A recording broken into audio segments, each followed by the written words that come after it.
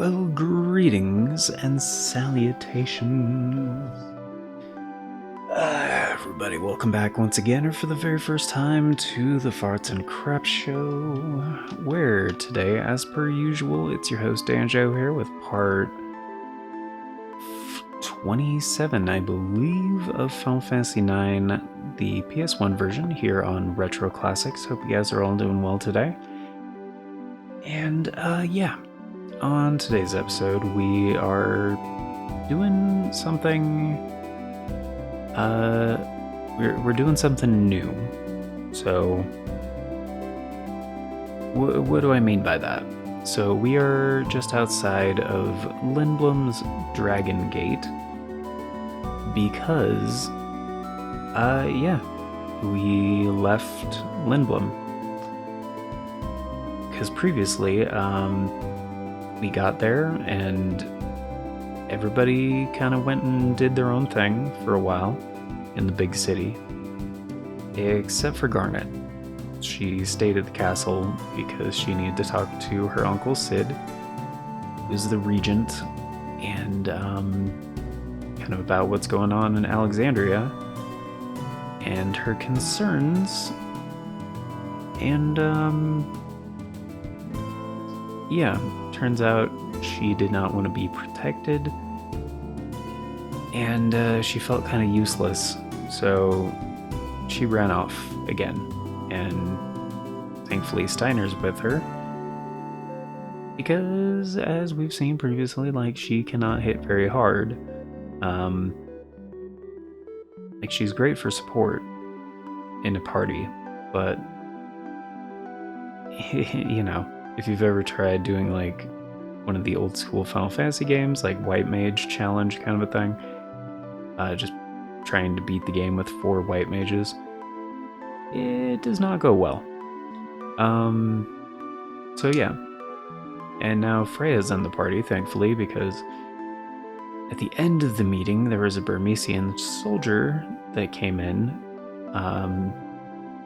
to tell the regent of an attack on Burmecia. And Freya's like, damn, that's my hometown. So yeah, we're gonna go, and we're gonna go do that.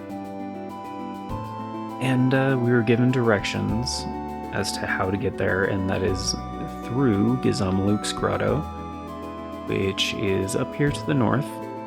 But before we do that, there are a number of things that would be beneficial. And one of those is in this area right here, but here's the thing. Some people do this early. I don't, because if it's not your first time playing the game, you may already know like what your endgame party is going to be, and there are a lot of party members in this game. However, you can only ever have a party of 4, so you're not even going to be using half of those characters.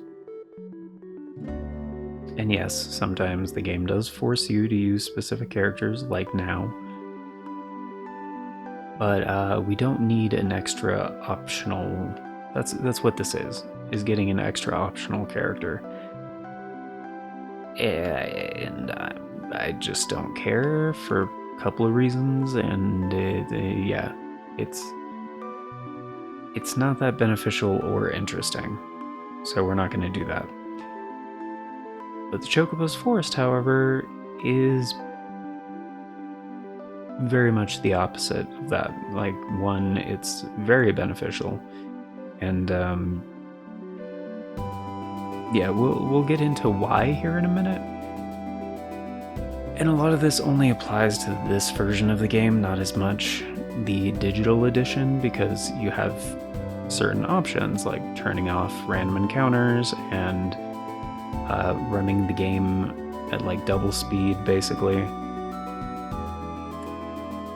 But this is the PS1 original, so we can't do any of that. And I don't see that as a negative, because that's part of it. It's an integral part to how the game is designed. So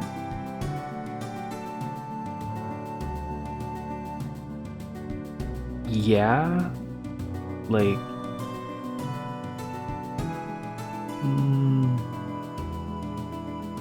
like essentially those options in the digital edition, I equate those with cheats, like in video game cheats and codes and, you know, Game Shark stuff. It's been around forever, like a super long time. Like, you know, they started doing that in the 8-bit gaming days, like the NES and the Master System and all that. It's been around forever. But it's not the intended experience. And like, this is a game that I've said it before, but truly is a masterclass in like pacing, and like iterative design. And like, what do I mean by that? So some people oversimplify this. This concept of iterative design by saying like, oh, well, they make the same game like a dozen times and like nothing changes and blah blah blah. It's not creative.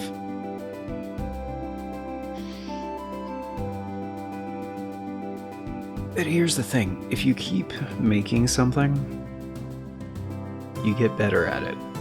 Hopefully. Like, you find what works, you find what doesn't work, and you try to refine it so it can be the best possible version of what it can be. And like, Final Fantasy IX shares a lot of DNA with all of the previous games. Like, at least up until like Final Fantasy X, Final Fantasy didn't do anything super different. Like, sure, they tried some different things here and there, and like there are some key differences between the games, but there are a lot of key similarities.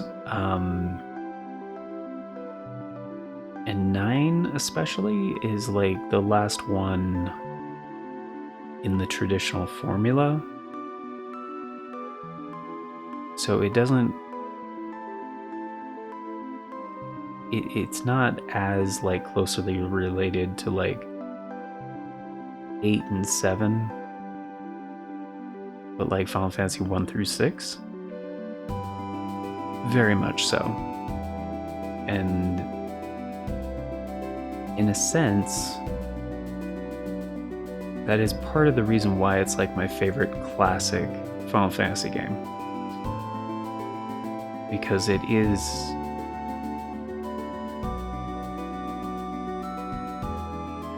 the one that feels like a culmination of everything that Squaresoft learned since the first Final Fantasy. And then 10, they tried some new stuff and modernizing and blah blah blah. And they, with a lot of the big releases, they do that, where it's like, oh, we're gonna try a bunch of stuff and like modernize it to really excite people. And like Final Fantasy 7 was like that, and 8 was like that, and 10 was like that. And that's fine. But sometimes like sticking to the formula, trying to like squeeze the best possible game you can out of it, is the best way to go. If it works, you know? Like, which is why, like, also, like, kind of all of my favorite games are like the end products of iterative design. Like, Armored Core Last Raven is like the culmination of like from the first Armored Core game in 1997 to that game 10 years later. And yeah, along the way, FromSoft made kind of the same game over and over again. But they kept refining things, they kept balancing things, they kept changing and experimenting and evolving. And like Squaresoft did the same thing with Final Fantasy, like until this one. And it was also kind of the swan song of like Sakaguchi, which, you know, there's that classic story of how that went down, but it's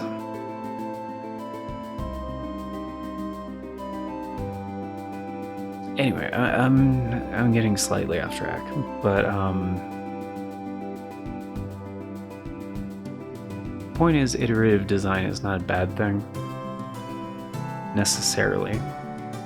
You know, if you get lazy with it, sure, like there's a balance to everything.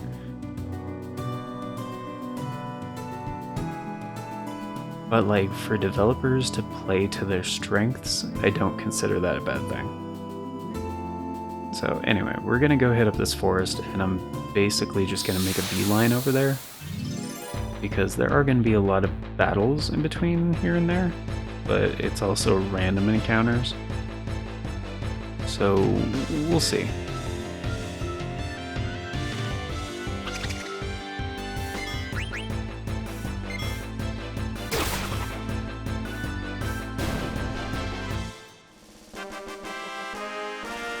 I also just realized I didn't update anybody's anything. That was the other thing I was gonna do while I was talking about things. And I forgot about it. So we don't necessarily want... Yeah, we don't want the ogre yet. I just put that on there for the Festival of the Hunt. The butterfly sword is not as good, but it also has the ability, what's that? Which is not something I use, but I still want to make sure we get that, because I'm pretty sure it's the only way to get that ability. And yeah, just I want to make sure we are getting... I want to make sure we're learning what we can. Oh. Oh, yeah. So the Coral Ring, we got that for doing the Festival of the Hunt and letting Freya win. And yeah, it absorbs thunder, so thunder actually heals you.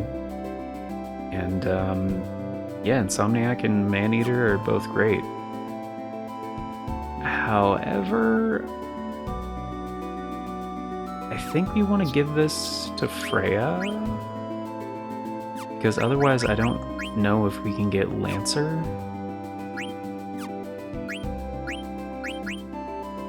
Maybe? Bright Eyes and level up, yes. Unfortunately, Freya doesn't have any abilities right now.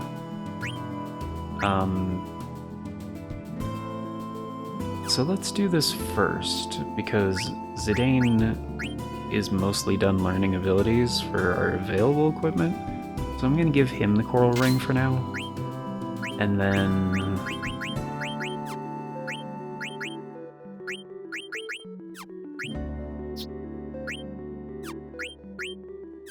Oh, he's still learning ad status, okay. And that's the only thing he can learn right now, okay. Oh, and antibody, okay. Good, good. And Cotton Robe is so much better than his other shit, but... I mean, he can't learn anything at this point in time, so... Yeah. Ad status... Oh. Oh, but the other hats are not beneficial, except for just stats. Which, like, yeah, we'll go with Steepled Hat, because that's statistically the best one. And Glass Buckle. And we'll just put on Yellow Scarf for Freya, which I guess we can... Oh, give her the better armor. Because she can learn Bird Killer that way. Okay. Well, that's great.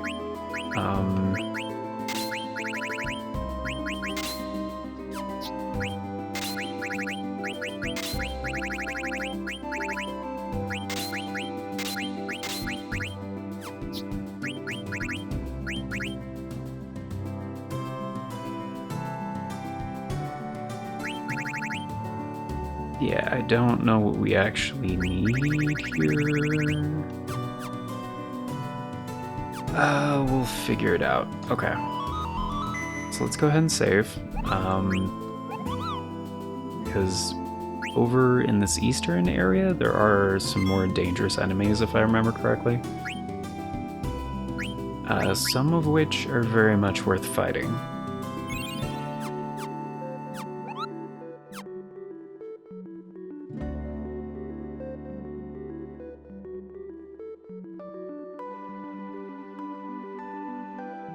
And yeah, the mist thing,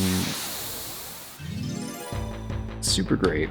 Like, a canonical explanation for, like, the fog of war stuff that is kind of necessary. It's not entirely necessary, but at this point in the game, it does help. Wow.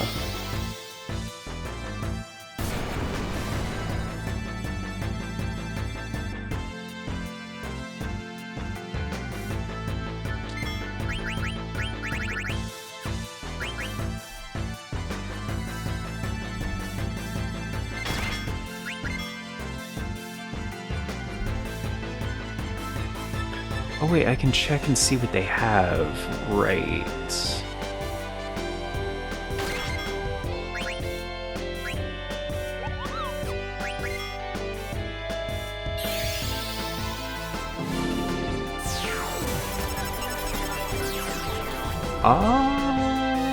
Phoenix Pinion? And tents? Damn, dude, they have a bunch of fucking items.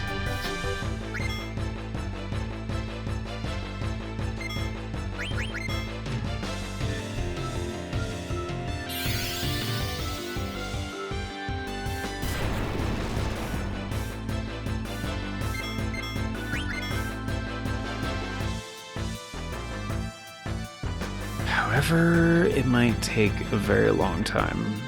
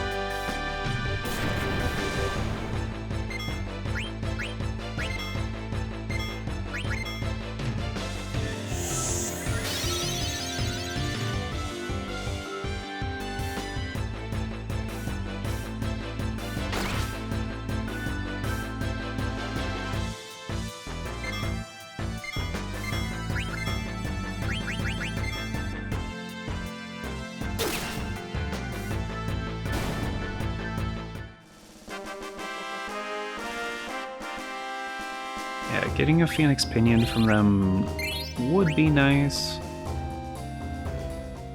But yeah, I'm not gonna spend 20 minutes, like, in the same fight with those guys, when it does not matter all that much.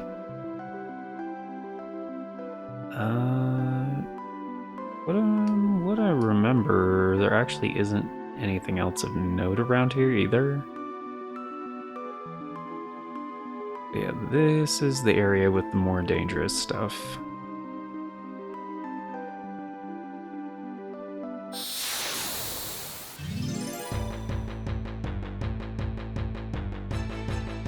Actually, I think there's another gate over here.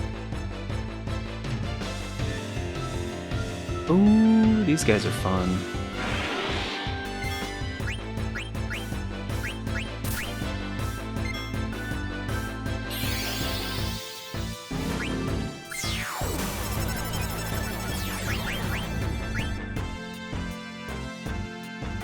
That's it? Antidote?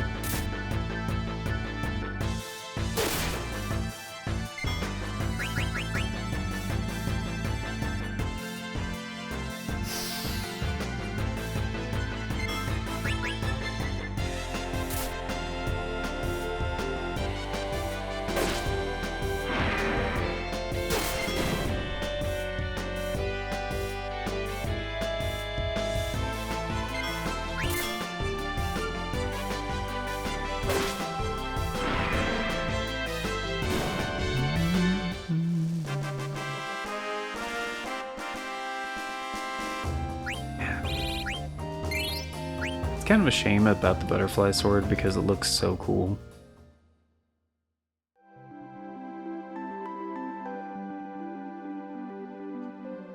Yeah, that is a gate over there.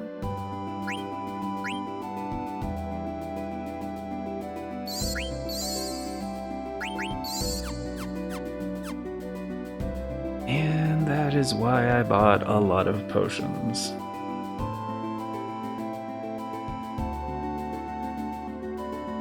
This is not on my map. Alright.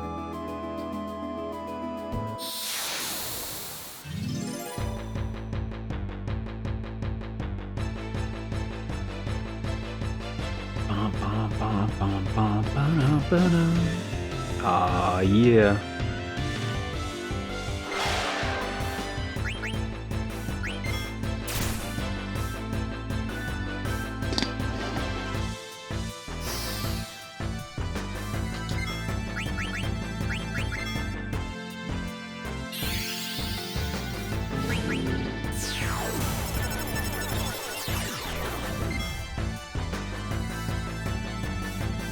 Soft and high potion? That's it? Alright.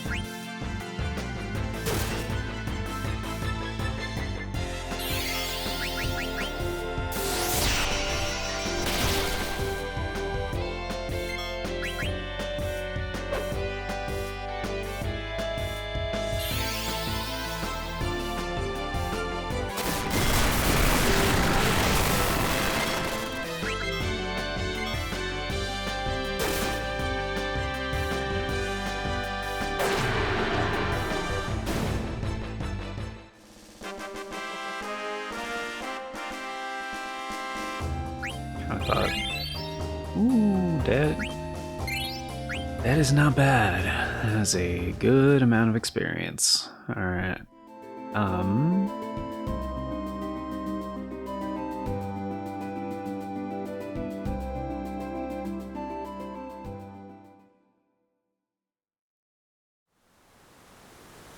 Hey, you guys may remember this spot from that ATE. Baku and Marcus and Cinna had a thing here.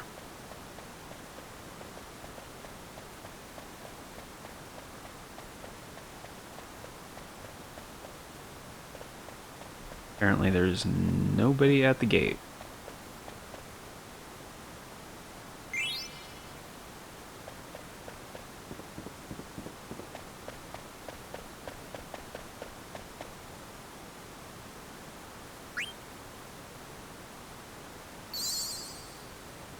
Dude. Free heal? Oh, dude, it's one of the coffees. Which does make sense. That's like a little reward for the player if they actually pay attention during the ATEs. Because Cinna made a remark of like, oh, this water would be great for making coffee, which, if you guys are a coffee fanatic, like I am, you may know, you know, or just like, if you've had any experience like making beverages, yeah, the source water that you use makes a huge difference. so that is really great, because I was going to heal. And I think there's only 3 of those in the game. The rare coffee types that what's his name wanted to try. Which, yeah, that was in Dolly, and we have no way of getting back there right now. But eventually we'll be able to. So, wait, I don't remember if this is the same. I think that was in 7. Oh yeah, okay. So the beach environment is different.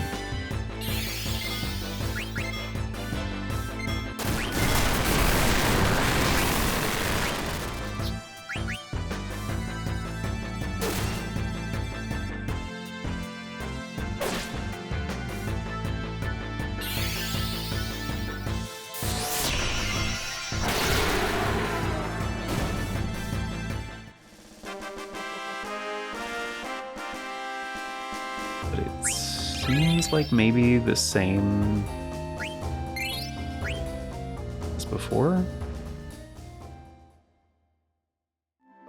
I'm actually really glad that Vivi's in the party too, because, like, one, he's kind of the best character in the game, like, narratively, but he wasn't really getting much experience before.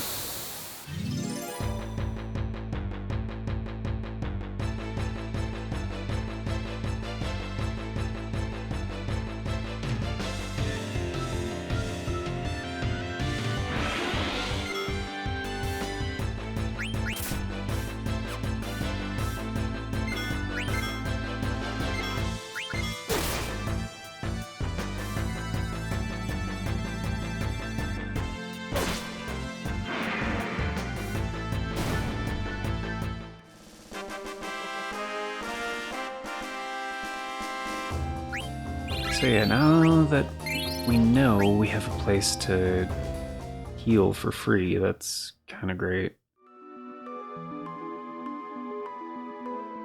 Because tents are great.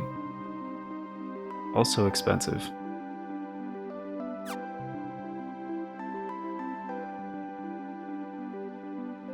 Oh wait, that's added. Yeah, it's added to the map now. And I think we can go all the way down here, but I don't remember there being anything over there. And we're gonna have plenty of time to backtrack later, so I just don't want to go too far from Southgate, just in case, you know?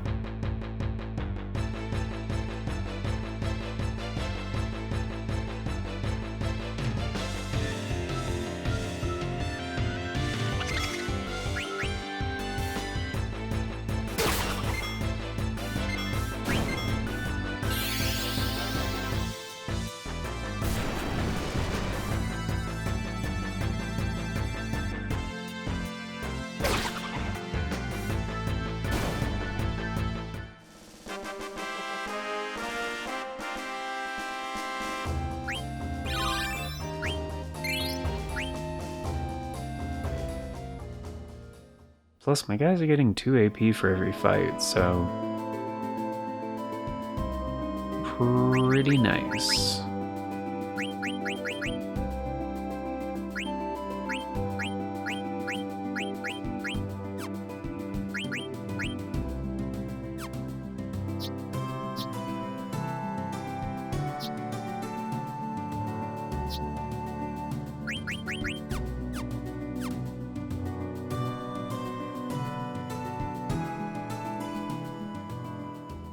Yeah, we'll have plenty of time later to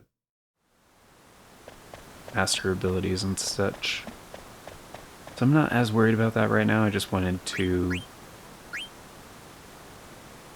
kind of get a little bit stronger before we head into the next area.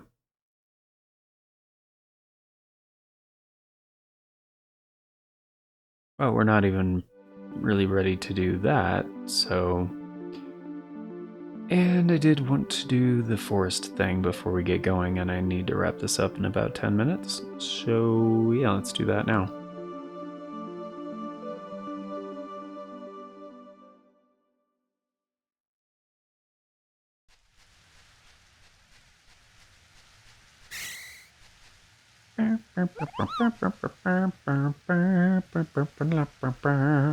Kupo!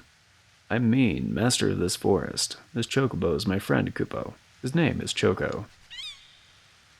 And this is... Chocobo's forest. Hey, did a cute girl with long hair come by here? No, but ugly girl came by here. Oh, I guess she didn't come by this way. Maybe she's heading towards Burmecia after all. I'd better get moving. You in a hurry, Kupo? Yeah, sorta. And take Choco. You won't run into monsters if you ride Choco. Choco, come here. It's okay, don't force him. No, if Choco hates, Choco runs away. Choco, come on, Kupo! Fine, I'll get to the point, Kupo. These are Gishel greens. You can call Choco outside the forest with these. Find chocobo footprints near the forest, Kupo. Use Gishel greens there, and Choco will come. Choco likes you, Kupo. You call, and he'll come. Please train Choco. Make him strong. Come back to this forest after you call him in the world. I'll tell you a big secret, Kupo. Alright. It's not a secret to everyone. In fact, I'd say it's not a secret at all. I don't know why the camera zoomed in like that. Or how, because ordinarily you can't do that. Range auto.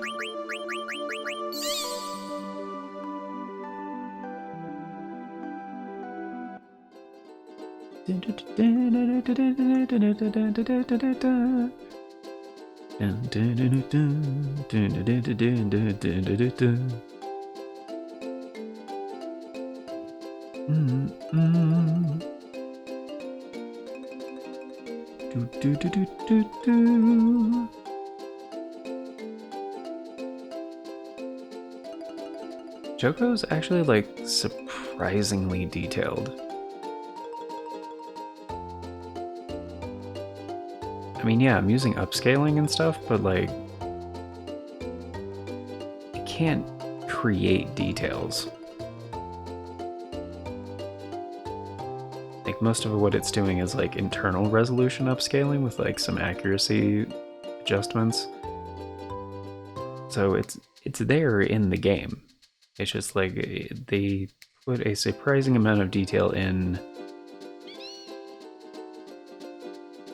when the output resolution was only going to be 240. Like, and like Zidane's stance is all different. Like they gave him a writing stance.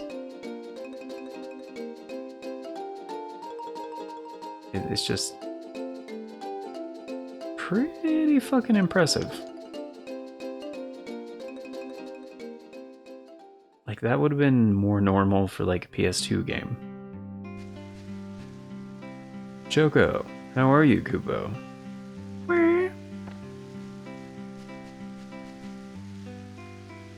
What do you want?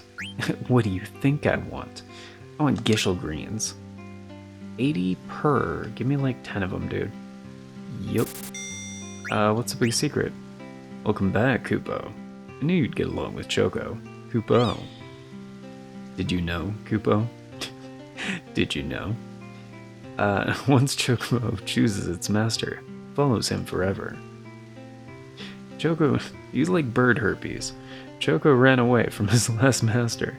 That guy was mean. Choco didn't like him, Kupo. I helped Choco escape. Now we're living together, Kupo. Here's the thing, Kupo. Choco has ability. Has ability? Okay. to seek out treasures and items hidden underground. But I can't ride chocobos. Will you help me, Kupo? 60 gil per game, and you keep all the items Choco digs up. Want to pay me 60 gil?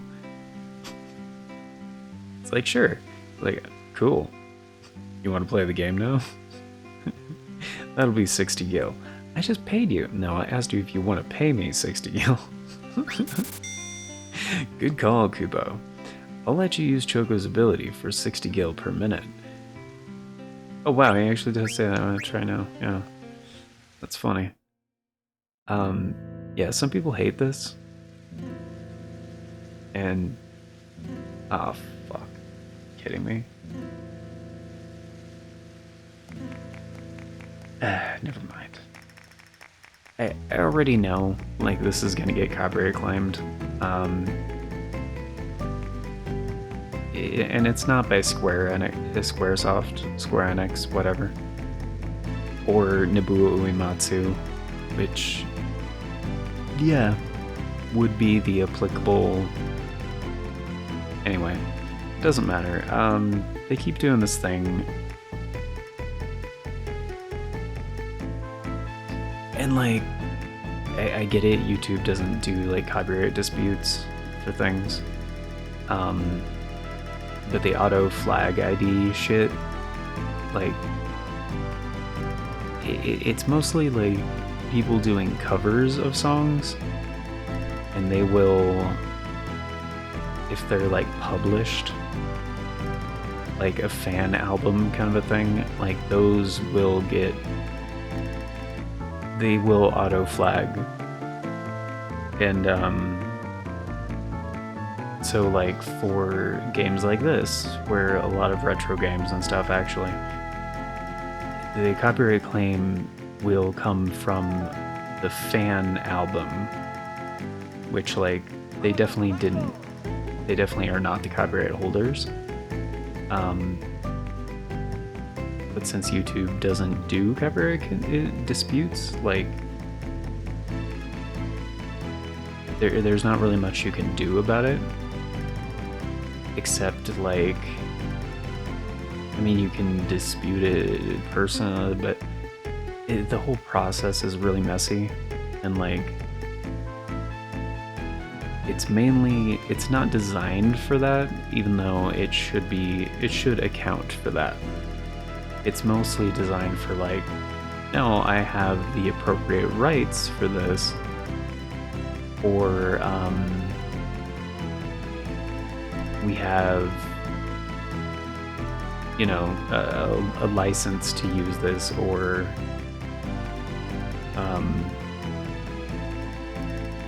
the original, whatever. It's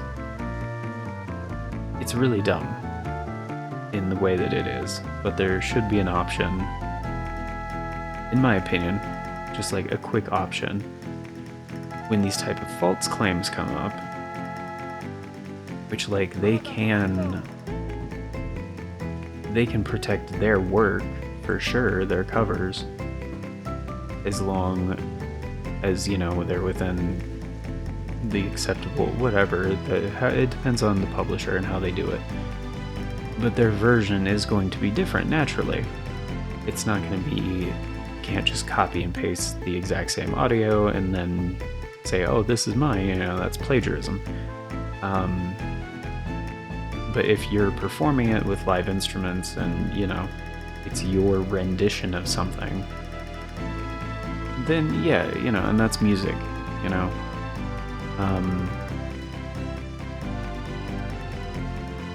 But for the actual melody, like if it's the composition, yeah, they don't own the composition. It's a cover of something else that is also copyrighted. So there should be a quick option to just be like, this is not the copyright holder, like, and also this is the original material, like, and part of that should be recognized when you indicate, because for gaming content you can indicate what the content is.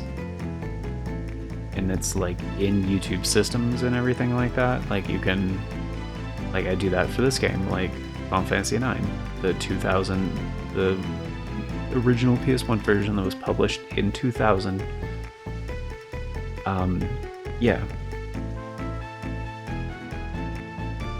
And like obviously and that is a copyrighted work, obviously, that is comprised of audio and visual elements.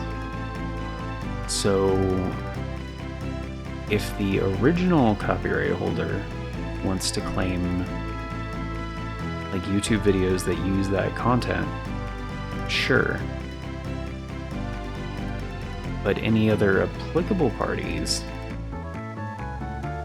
like, it should not be. It should not be an issue. But the way it's set up is very bad. So, like, the only workaround right now that's consistent, that actually works, and, like, keeps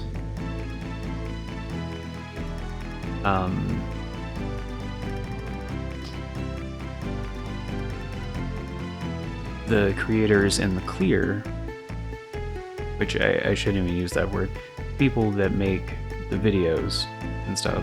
Like, this is essentially a Let's Play series.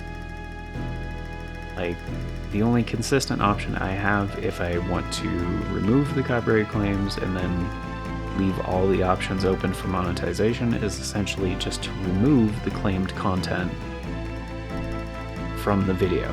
Like, mute the audio, or, you know, whatever. And that's fine, but then you're cutting out what was part of the original experience. And, like, obviously, like, Square Enix or whoever, or who published this one? Was it Sony in North America? Because, like, it was obviously developed by Squaresoft. But I'm trying to remember who did the publishing for. It wouldn't surprise me if Squaresoft also did the publishing in Japan, but I think for international, I think it might have been Sony.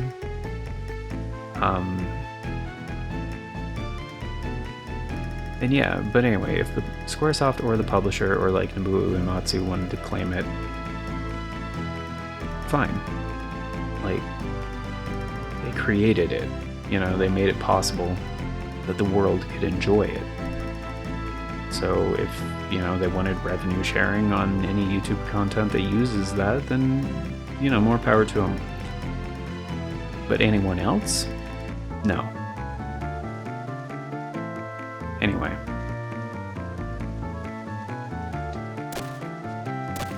Oh, immediately? There it is. Oh, the first one's a chocograph automatically, I think.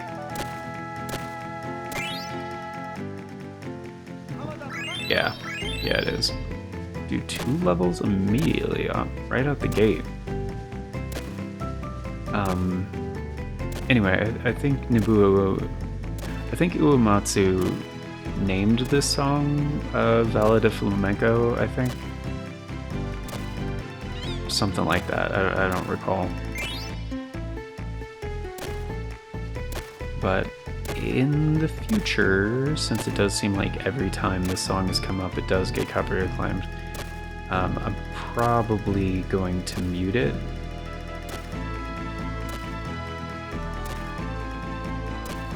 Because it has been annoying dealing with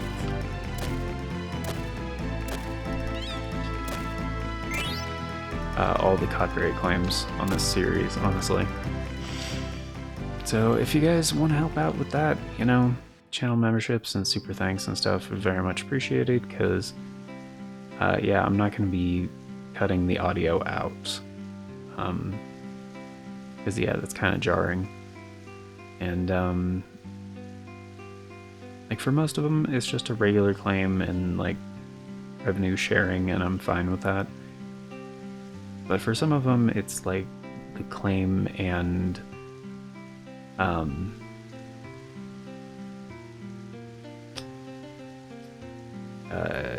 it being marked as ineligible, which is not great.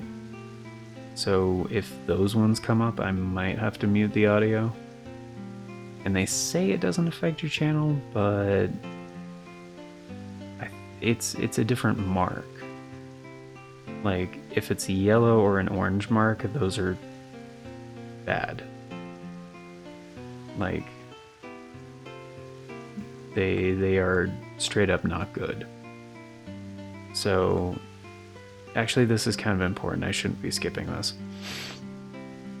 Must be tons of treasures, right? You might find some cards, is something in the inventory, right? Chocographs are... Wait. Okay, here we go. Take a look at a chocograph. Okay. So these are special things that you dig up, and there's only... I forget exactly how this works. But there's only, a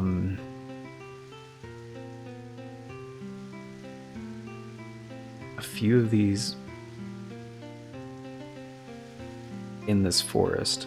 I was trying to think of a way to explain this without, like, spoilers.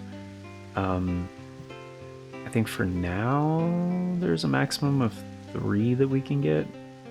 Where river meets the ocean, right? So you have to have it equipped in order to actually find it. So, shit, that's meant to actually just back out. Learn to navigate.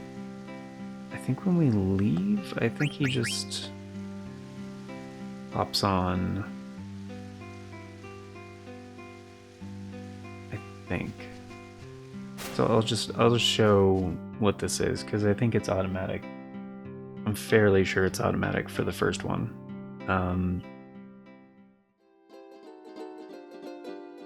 And actually, we'll see.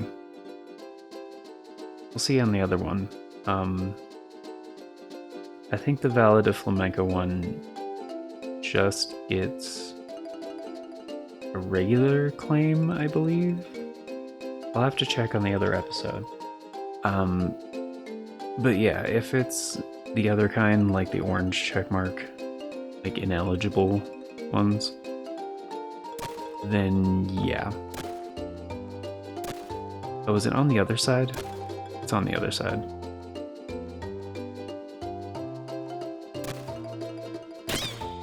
There we go. So yeah, they're actually on the world map, and 2 elixirs, 3 high potions, 4 ethers, 2 Germinus? Is it Germinus?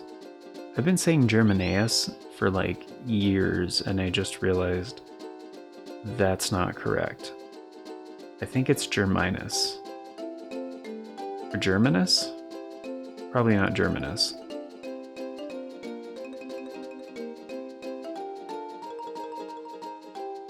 Germinus.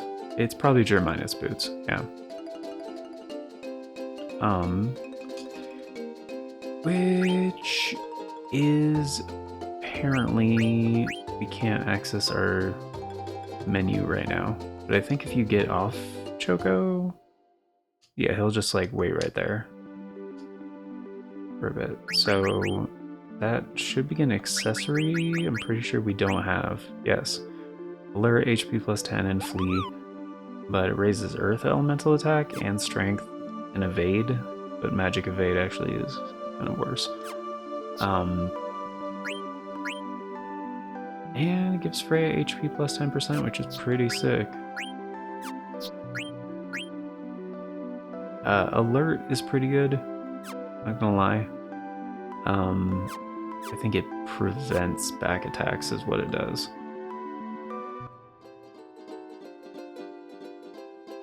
Shoo.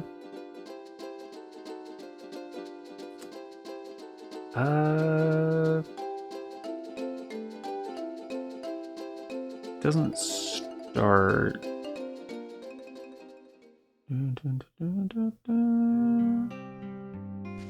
Oh, it's this chill ass track. Right. Okay, which this one should be totally fine. Alright, so yeah, folks, that is the benefit. Ouch. Just popped my hip. Of Chocobo Hot and Cold. Yeah, basically the chocographs. It can take a while to find the other ones. It is kind of random which ones you'll get, but you also want to level up Choco as you go because his beak gets stronger and it makes the digging thing way faster. Because yeah, as you go, like, some of the best rewards in the game are through the chocograph hunting, so we're gonna do that. And yeah, it's gonna do it for today. So, thank you all for being here, guys. Greatly appreciate it. I hope you enjoyed. And yeah, hope you didn't mind like the ranting and whatnot, but just on a few of those things I wanted to get those out of the way because it was on my mind. And as much as I love making this series, there are some aspects I don't love about it because years ago, when the digital edition first came out, there were 0 copyright problems. It's just in more recent years, the stupid inaccurate claim ID crap has been a problem. So I'm hoping YouTube gets on that. But yeah, of course, before we get going, a very special thank you going out to the amazing people who helped make it possible, the current Arts and Crafts Show members, which at the time of recording is Novalis Draconis, Aaron Schick, Beto Berserk, 97 Johnny Boy, Big Diarrhea Dump, Infinite Phoenix, I the Vicious V, DJ V Star, and Moonlit Darkness Gaming. Thank you all so very much for choosing to support the show a bit more directly via channel membership. It vastly helps out. Very much appreciate it, and it is very much optional, so you guys are extra awesome for doing so. And if you want to be incredibly awesome like these amazing people and get in on all those membership benefits, check out that join button down below. If you know what I'm talking about, there's no join button for you. There's also a link in the description, talks about becoming a channel member, that does the same thing. But yeah, membership tiers start at $3 a month. That's roughly 10 cents a day. Gets you into all the basic stuff, including getting to vote on the series that get made here on the channel via the Members' Choice polls. It's a thing we do once a month for a full 7 days over on the membership tab, and that is how all of the series get decided. So, we will have one coming up for August 2025. It's likely... Well, actually, we're going to be having 2 going for August. Because recently we did hit 10 channel members, and as well as 2,000 subscribers. So I wanted to do like a bonus one as a little thank you, and so the bonus one is going to be in the first half of the month. So at the latest, it's going to be the second week of the month, which would be starting on the 8th. Yeah.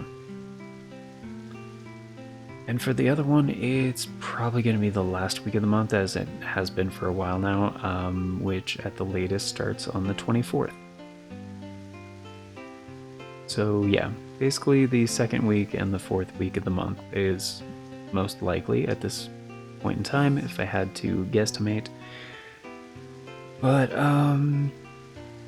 yeah, one is going to be for an episodic series, which is going to be ad-free, by the way, because, yep, you know, it's a kind of a reward for hitting the benchmark of, not benchmark, since we hit the goal of 10 channel members, which has happened before, and that was for Hyper Light Drifter.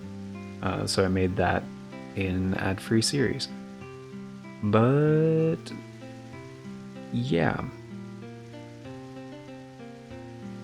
not sure what either of those are going to be, but One of them is going to be for an episodic series for sure, and the other one is going to be for something about live streams, which, yeah, we'll get to that in a bit.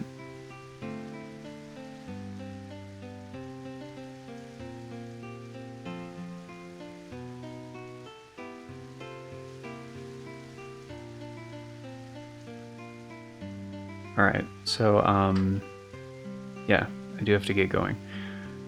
But yeah, this is an approximation of future announcements from the past, so if you want all the announcements as they happen, then we have the post tab, Twitter, Bluesky, Discord.